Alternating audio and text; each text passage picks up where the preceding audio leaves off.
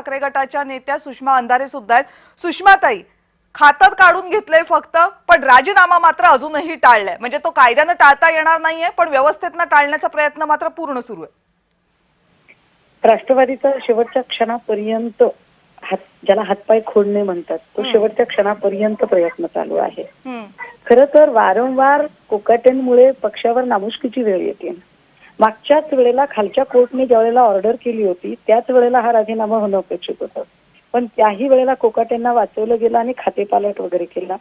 आता काय करतायत तर आता खाती काढून घेतायत, पण मला वाटतं खाती काढून घेणं यातनं दोन अर्थ ध्वनित होतात। एक, आधी खाती काढून घ्यावी आणि मग नंतर त्यांचा हळूच राजीनामा, म्हणजे थोडीशी बातमी जरा माइल्ड करून ती द्यावी किंवा अजून काही वेगळ्या पद्धतीने। साध्य काय होणार? नाही, दुसरा अर्थ हा आहे की दिवसभर ज्या बातम्या चालू होत्या की कोकाटे आउट आणि मुंडे इन, ते होताना दिसत नाहीये, कारण खाती सगळी वळवली गेलेली आहेत। जर मुंडेंना इन करायचं असतं तर आता या क्षणाला ती घोषणा होऊन पण गेली असती, पण ते तसं दिसत नाहीये। हा त्याचा दुसरा अर्थ आहे। परंतु एकूण जर कायद्याची सगळी प्रोसिजर बघितली तर राजीनामा अटळ आहे आणि तो व्हायला पाहिजे।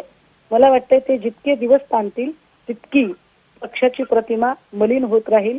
कदाचित भाजपाला ती पक्षाची प्रतिमा अजून जास्तीत जास्त मलिन व्हावी, लवकर प्रकरण संपू नये, ते चिघळत ठेवावं असं कदाचित भाजपाला वाटत आहे। पण राजकीय पक्ष म्हणून विचार करता तुम्ही जो दुसरा ऑप्शन सांगितलात की कोकाटे आउट आणि मुंडे इन, तर ते जास्त पायावर धोंडा मारून घेण्यासारखं नाहीये का?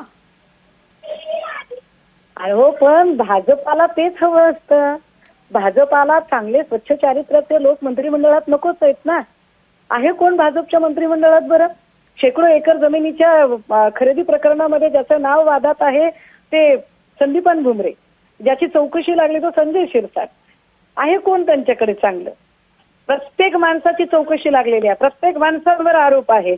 आता एकनाथ शिंदेच्या भावावर आज मी आरोप केलेले आहेत। एकनाथ शिंदेच्या भावाची चौकशी व्हावी आणि ती चौकशी होताना मंत्रिपदाचे प्रिव्हिलेज मिळू नयेत तोपर्यंत शिंदेनी राजीनामा द्यावा अशी मी थेट मागणी आज केलेली आहे। पण भाजपला चांगली माणसंच नको आहेत। काय दिलीप वळसे पाटलांसारखा चांगला माणूस राष्ट्रवादीकडे नाही का? मग दिलीप वळसे पाटलांना मंत्रिपद का बरं दिलं नाही? बरं,